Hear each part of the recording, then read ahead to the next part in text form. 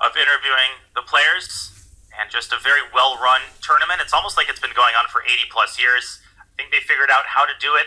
And let's see if the players have figured out. 4 is underway. We start with a bird's eye view. E4 from Alireza Firouzja, E4 from Wijk, E4 from Neponji, E4 from Van Forest, E4 from Ding Liren.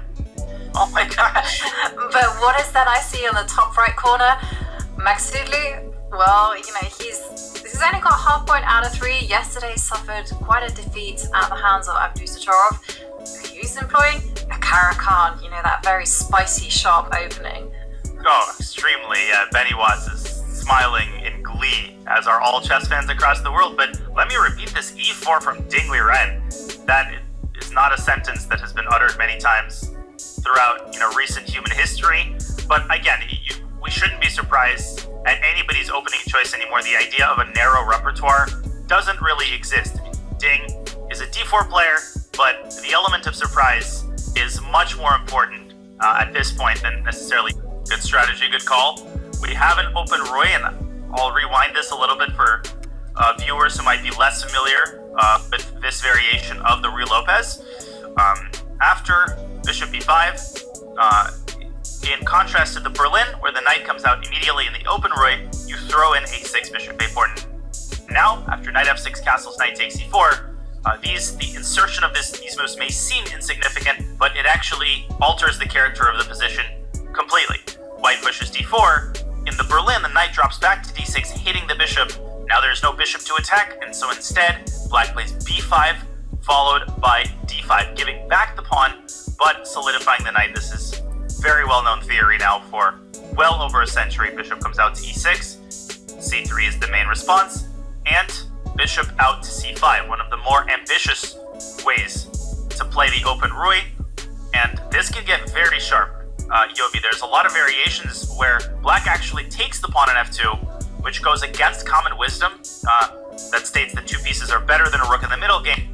But in this particular variation, with some very active play, black can supersede, these typical principles, super theoretical line. In fact, that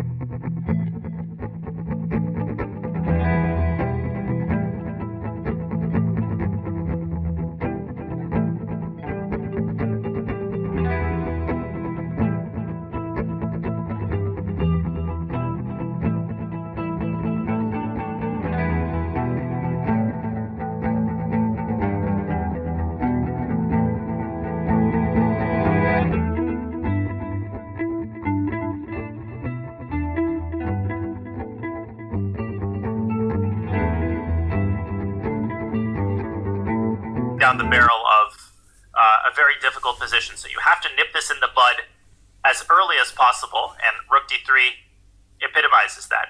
So I fully anticipate, Yobi, that we are going to see that line, rook c2, rook d5, and my guess is that Alireza will want to play for it, and will feel like he's the one with his who knocks. He's the one with a foot on the gas pedal still. Okay, and before we leave this game, can we experiment on how Alireza will continue? So for instance, you showed this line rook c2, which I kind of liked. Rook c2, then after rook d5, knight back to f3. And and then what does black play here? Yeah, it's kind of hard to find a move. Maybe bring in the king, just because. Totally possible. I mean, you could try to go for a quick c4.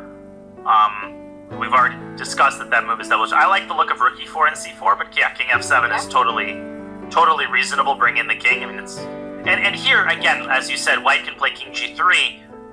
Black can maybe make a chill move. I don't know if you were thinking king e6 or maybe just something like h6. I was thinking passing, to be honest with you. What I want to kind of stress is what's going to happen if black does nothing. Just hold, doesn't push the c pawn, doesn't push anything on the queen side. Yeah, I struggle to find a clear plan for white. It's one of those positions where you would like Magnus Carlsen on your side. But there is actually a plan of improvement for black now I think about it a little bit more. You can play a5 and a4. True. And eventually try to make a pass c-pawn that way. Exactly. It's sort of the mirror idea with c5, c4. Well, both sides have their thrills and spills actually. Not so one-sided. Okay, and there we see rook to d5. Decision time for Alireza. He's gonna go knight f3. I mean, rook e2. I think it's too early to repeat. I think he needs to make a push for it, and he does. Remember that he declined repetition earlier in the game, way before in the opening. So it's not like he's that afraid of Nodirbek's prep. Now that the smoke has cleared, it's quite clear that white is not really risking. Knight f3 is on the board, and I think we're in for a Okay. Well, let's leave the players to this endgame and move the bird's eye view and have a look at the other games in progress. Okay, so Anish Giri and Gukesh have liquidated into what is very likely to end in a draw opposite colored bishop middle game with a slight advantage for white, more active bishop, but with plenty of time on the clock, Gukesh should not have too many difficulties holding that position. What else do we see? Prad, I think, still very much in the driver's seat against Ding after correctly pushing c4. And where do we go? Nepo versus Danchenko continues to heat up. Jan found all of the best moves. Maybe we should